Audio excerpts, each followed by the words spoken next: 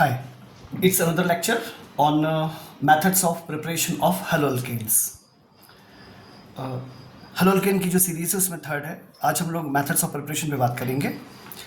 Actually जो हलोअल्केन्स होते हैं जिसको आप इन जनरल आर एक्स से डिनोट करते हो, इनको बनाने की मोस्ट कॉमनली 4 मेथड्स होती है. ठीक है. पहली मेथड जो होती है वो होती है फ्रॉम अल्कोहल्स, यानी आज हम इसी पे बात कर पाएंगे. लेक्चर के जो लेंथ है वो ज़्यादा बड़ी नहीं हो इसलिए थोड़ा सा रेस्ट्रिक्ट करना पड़ता है. तो पहला मेथड होगा अल्कोहल से. दूसरा जो होता है मेथड वो होता है अल्कीन और अल्काइन से, मतलब हाइड्रोकार्बन से आप इसको बना सकते हो. हाइड्रोकार्बन से बना सकते हो. इसमें एक बहुत इंपॉर्टेंट टॉपिक आएगा कि हम एलाइलिक कैसे डेरिवेटिव बना सकते हैं. एक अच्छा टॉपिक है वो. Although some of the part is not from the syllabus of CBSE, but while preparing for some examination like NEET or something like JEE Mains, it is essential. यानी वो एलाइलिक बनाना भी आना चाहिए कि कैसे बना सकते हैं. उनकी मेथड थोड़ी सी अलग होती है. तो अल्कोहल से पहली मेथड हो गई. दूसरी मेथड होगी हाइड्रोकार्बन से. तीसरी मेथड होती है जिसमें हैलाइड एक्सचेंज होता है. मतलब ऑलरेडी हमारे पास एक हैलाइड अवेलेबल होता है. जैसे मान लीजिए आपके पास क्लोरीन है, ब्रोमीन है और आप उसको आयोडीन से शिफ्ट करना चाहते हो, तो उसमें फिंकलिस्टीन रिएक्शन के नाम से आती है. तो उसे हम कहते हैं हैलाइड एक्सचेंज प्रोसेस होती है. और ये भी काफ़ी ठीक ठाक प्रोसेस होती है हैलाइड एक्सचेंज की. इसमें क्योंकि आपको फ्लोरो के कंपाउंड भी देखने को मिल जाते हैं. वो फिंकलिस्टीन नाम से तो नहीं आते, लेकिन कुछ इस तरह की प्रोसेस होती है. और जो चौथी मेथड होती है वो थोड़ी अनकॉमन है, थोड़ी कम यूज़ होती है. वो होती है फैटी एसिड के जो सिल्वर सॉल्ट होते हैं उससे भी बनाया जाता है. एक अच्छा क्वेश्चन है, अच्छा रिएक्शन है. CBSE का पार्ट ये भी नहीं है. उसे हम कहते हैं फैटी एसिड जो होते हैं, फैटी एसिड उसका सिल्वर सॉल्ट. तो एक अच्छी मेथड है. आज हम अल्कोहल के ऊपर फोकस कर पाएंगे कि कैसे हम अल्कोहल से बना सकते हैं. ठीक है. तो देखिए बहुत सिंपल सी कहानी ये है कि जो प्राइमरी अल्कोहल होते हैं वो ROH होता है. ऑब्वियसली इसकी रिएक्शन आप करते हैं HX के साथ में, यानी कि ऑफकोर्स अल्काइल हैलाइड के साथ में. हाइड्रोजन का एक कोई हेलो एसिड ले लिया आपने. हेलो एसिड है HX, मतलब HF, HCl, HBr, HI. आपको भी पता है कि order of strength HI, HBr, HCl और HF होता है. ऑब्वियसली यानी कि सबसे स्ट्रॉन्ग एसिड कौन सा होता है इसमें से? HI. सबसे वीक HF. तो HF का यूज़ कभी नहीं होगा. ठीक है. तो क्या होगा उस केस में? डेफिनेटली ये H है, ये OH है, तो यहाँ से RX बन जाएगा और आपको क्या मिल जाएगा यहाँ से? ऑफकोर्स H2 होता है, तो बाय प्रोडक्ट है, तो RX हमको चाहिए था. ध्यान रहे कि फ्लोरीन इस मेथड से नहीं बनाया जा सकता. फ्लोरीन मतलब RF इस मेथड से नहीं बनाया जा सकता. आप इस मेथड से RCl बना सकते हो, RBr बना सकते हो, RI बना सकते हो. RF के लिए ये प्रोसेस एप्लीकेबल नहीं होती है. उसके लिए कुछ अलग से मेथड हम पढ़ेंगे. तो फिलहाल हमारे पास ये इन्फॉर्मेशन है. तो पहली चीज़ दिमाग में रखिएगा कि हेलो एसिड्स जो होते हैं उनकी स्ट्रेंथ का ऑर्डर ये है. दूसरी चीज़ ईज ऑफ रिएक्शन देखें तो 3 degree alcohol convenient comparison to 2 degree comparison to 1 degree. मतलब 3 डिग्री 2 डिग्री 1 डिग्री ये अल्कोहल की कन्वीनियंस का ऑर्डर होगा. ठीक है ना. यानी कि हम ये कह सकते हैं कि, और ऐसा क्यों हो रहा है, क्योंकि कार्बोकेटाइन का प्रिपरेशन होगा इस कारण से. ठीक है. हम अभी रिएक्शन करेंगे तो ये आपको बात समझ में आएगी. तो 2 चीज़ें दिमाग में रखिएगा. पहली चीज़ एसिड स्ट्रेंथ जो है, हेलो एसिड की strength HI is more than HBr is more than HCl. दूसरी चीज अल्कोहल की convenience 3 degree is much reactive than 2 degree is much reactive than 1 degree. ठीक है. ये अल्कोहल के लिए यूज होगा क्योंकि alcohol plus halo acid is equal to alkyl halide. ये प्रोसेस है. अब ध्यान से सुनिए. जो प्राइमरी और सेकेंडरी क्लोरोएल्केन्स होते हैं, ध्यान रखिएगा, उनके लिए जो मेथड यूज होती है उसे हम कहते हैं क्या? Groves process. ध्यान रखिएगा मैंने क्या कहा आपसे कि जो प्राइमरी और सेकेंडरी क्लोरोएल्केन्स होते हैं, जो प्राइमरी और सेकेंडरी क्लोरोएल्केन्स मतलब क्या हुआ? CH3 CH2 Cl हो गया, CH3 CHCl CH3 हो गया. ये सेकेंडरी है, ये प्राइमरी है. तो इन मेथड के लिए, इनको बनाने के लिए जो मेथड होती है उसे हम कहते हैं ग्रूव्स प्रोसेस. GROVE. उसे कहते हैं ग्रूव्स मेथड. ठीक है कुछ नहीं है, यही प्रोसेस. कैसे समझते हैं? ध्यान रहे यहां पर हमें क्या यूज करना है. हम हाइड्रोक्लोरिक एसिड गैस को पास करते हैं. कहां पे? In presence of anhydrous zinc chloride. Anhydrous zinc chloride की प्रेजेंस में HCl गैस को पास करते हैं ओवर द अल्कोहल. जैसे एग्जांपल के लिए मैं आपसे कहूँ CH3 है, CH2 है, OH है. हम यहाँ पे लिखते हैं HCl गैसेस स्टेट में है और it is allowed to pass from anhydrous of course ZnCl2. तो यहाँ पे आपको मिल जाएगा CH3 CH2 Cl plus H2O. Obviously ये मेथड कहलाती है ग्रूव्स मेथड. ये मेथड कहलाती है क्या? ये कहलाती है मेथड ग्रूव्स मेथड कहलाती है। This method is called Groves method. Am I clear? ये सिंपल सी कहानी है। सिमिलरली आप ऐसा भी कह सकते हो, आप सेकेंडरी यानी आइसोप्रोपाइल अल्कोहल ले लीजिए, CH3CHOH, और फिर यहाँ पे हो जाएगा CH3, यहाँ पर लिखिए HCl, यहाँ लिखिए गैस, यहाँ लिखिए एनहाइड्रस ZnCl2। वापस अब समझ रहे होगे आप कि CH3CH इस OH को रिप्लेस कर देगा कौन? Cl, और ये Cl हो जाएगा और यहाँ पे हो जाएगा CH3। यानी सिंपल सी भाषा में हम कह सकते हैं कि हम आइसोप्रोपाइल क्लोराइड भी बना सकते हैं। तो आइसोप्रोपाइल अल्कोहल को आइसोप्रोपाइल क्लोराइड में कन्वर्ट कर सकते हैं आप इजीली। यानी 1 डिग्री और 2 डिग्री के लिए कहा गया, मैं फिर से रिपीट कर रहा हूँ, जब HCl गैस पास होती है किसी करस्पॉन्डिंग अल्कोहल प्राइमरी या secondary in presence of anhydrous ZnCl2, इसी मेथड को कहते हैं ग्रूव्स प्रोसेस। इसे कहते हैं ग्रूव्स प्रोसेस के नाम से उसको रिकॉग्नाइज करते हैं। ठीक है, दिमाग में रखिएगा इस बात को। अच्छा, टर्सरी अल्कोहल जो होते हैं, देखिए टर्सरी अल्कोहल की रिएक्टिविटी ज़्यादा होती है। तो टर्सरी अल्कोहल में एक मिनट प्लीज, टर्सरी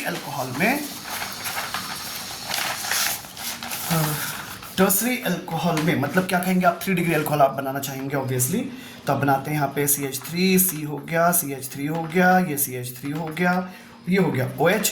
यहाँ पर ZnCl2 की ज़रूरत नहीं होती, यहाँ ZnCl2 की ज़रूरत नहीं होती, यानी मतलब HCl से ही सीधे सीधे रिएक्शन हो जाता है। ठीक है, और हम ये रूम टेम्परेचर पे परफॉर्म हो जाता है। यहाँ पे हम सिंपली कॉन्सेंट्रेटेड लिख देंगे।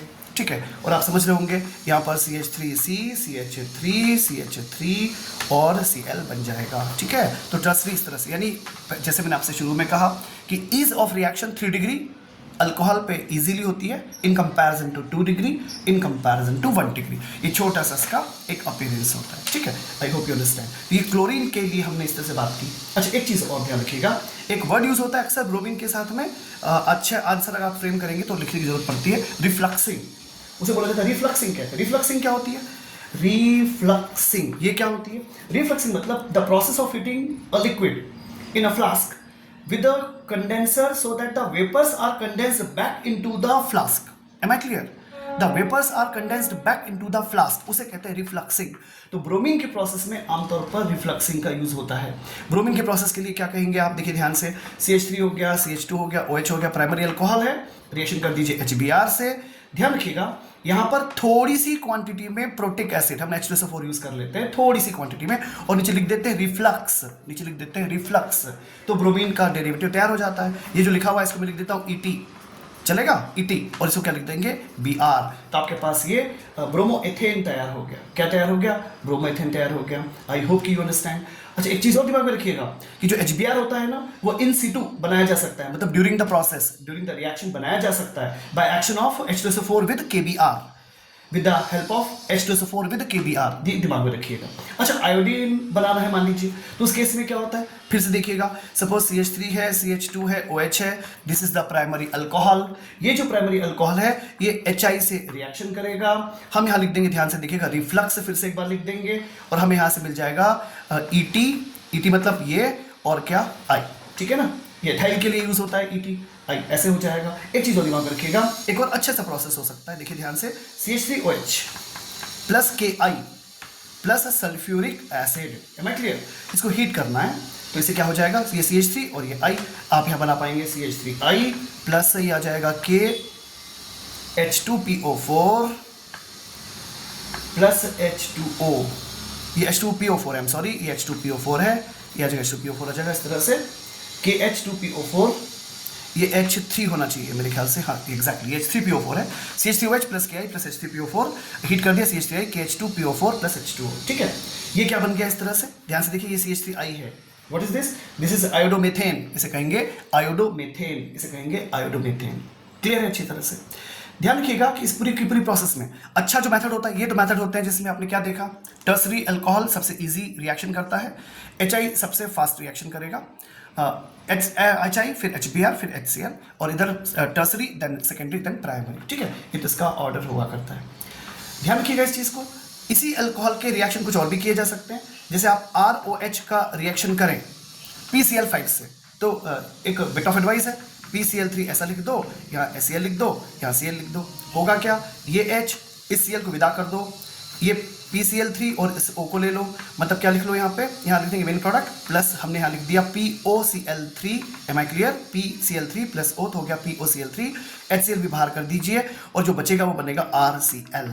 ठीक है, ऐसा होता है। सिमिलरली आप ऐसा भी कर सकते हो, कैसे कि आप ले लो ROH, फिर ROH, फिर ROH, ठीक है, और इसकी रिएक्शन कर देते हैं PCl3 के साथ, इसकी रिएक्शन कर देते हैं PCl3 के साथ, PCl Cl Cl, ठीक है। देखिए ध्यान से कि क्या मैं क्या कहने की कोशिश कर रहा हूँ, तो H3PO3, देखिए ध्यान से, ये इतने को बाहर कर देते हैं, ठीक है। तो देखिए ध्यान से कि क्या प्रोसेस है, ये हो गया H3PO3 प्लस क्या हो गया RCl, तीन बार प्लस क्या हो गया H3PO3, ठीक है। फास्फोरस एसिड कहलाता है H3PO3, फास्फोरस एसिड और अल्काइल क्लोराइड प्रिपेयर हो गया। इसी सीक्वेंस की जो लास्ट रिएक्शन है, अच्छी रिएक्शन होती है, जो सबसे अच्छी रिएक्शन मानी जाती है बिकॉज ऑफ प्योरिटी, उसे हम कहते हैं क्या, reaction with the thionyl chloride ROH plus thionyl chloride का फॉर्मूला होता है SOCl2, तो इसे मैं लिख रहा हूं ClSCl डबल बॉन्ड ऑक्सीजन, ठीक है। ध्यान रखिएगा यहाँ पर कैटालिटिक प्रेजेंस अच्छा रहेगा पिरिडीन का, कैटालिटिक प्रेजेंस अच्छा रहेगा पिरिडीन का। तो आई होप कि ये समझ में आया आपको। इसमें क्या हो जाएगा, यहाँ से RCl प्रिपेयर होगा, RCl बन जाएगा और HCl गैस बाहर हो जाएगी, SO2 गैस बाहर हो जाएगी, यानी RCl बनेगा, HCl गैस बन जाएगी, SO2 गैस बन जाएगी। अब देखिए ये जो बायो प्रोडक्ट्स है ना, ये गैसेस स्टेट में है, तो गैसेस स्टेट में होने से क्या होता है, ये खुद ही आउट हो जाते हैं, बाहर हो जाते हैं, तो डेफिनेटली हमको जो मिलता है प्रोडक्ट यहाँ पे वो प्योर मिलता है। यानी बाकी सभी के कंपैरिजन में ये मेथड अच्छी मेथड मानी जाती है, बाकी सभी के कंपैरिजन में ये मेथड अच्छी मानी जाती है। मेथड ध्यान रखिएगा, यहाँ पे पिरिडीन की प्रेजेंस होती है, ध्यान रखिएगा, थायोनिल क्लोराइड से रिएक्शन अल्कोहल का इन प्रेजेंस ऑफ पिरिडीन, इस तरह से रिएक्शन परफॉर्म की जा सकती है। Am I clear? तो ये मेथड एक अच्छी मेथड मानी जाती है, ये ध्यान रखिएगा। तो ये पहली मेथड होती है कि by make use of alcohol किस तरह से आप बना सकते हैं। अब एक क्वेश्चन ले रहा हूं मैं, थोड़ा सा टिपिकल है, ठीक है, क्योंकि अभी आपने जो सीखा उसी पर बेस्ड है, पर it is a good question. Suppose neopentyl alcohol होगा, देखिए टर्सरी अल्कोहल अलग होता है, ये है नियोपेंटाइल अल्कोहल। ये कैसे, अब एक क्वेश्चन एक्चुअली मैं आपसे ये पूछ रहा हूं, सपोज ये CH3 है, ये CH3 है, ये CH3 है, ये CH3 है, और मान लो ये CH2 है और ये OH है, इसे कहते हैं नियोपेंटाइल अल्कोहल, इसे कहते हैं नियोपेंटाइल अल्कोहल।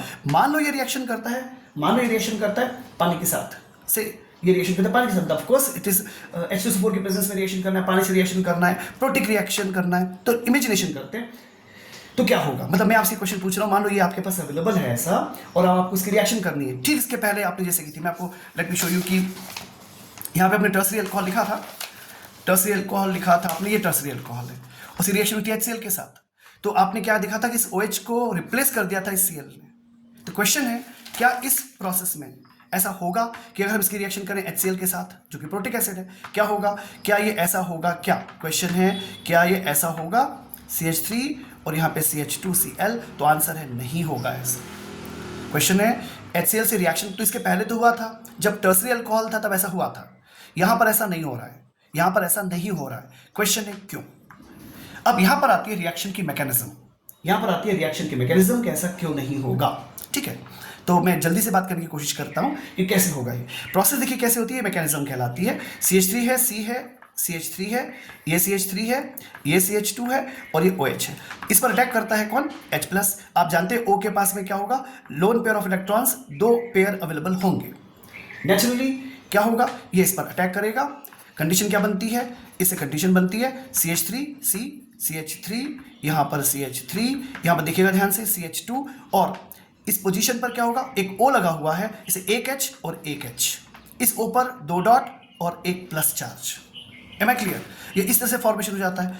अगले स्टेप में अगर आप देखेंगे तो H2O को हटा देते हैं, ये हट जाएगा क्योंकि यहाँ से जो पेयर ऑफ इलेक्ट्रॉन शिफ्ट हो जाएगा, बनेगा क्या, CH3 C,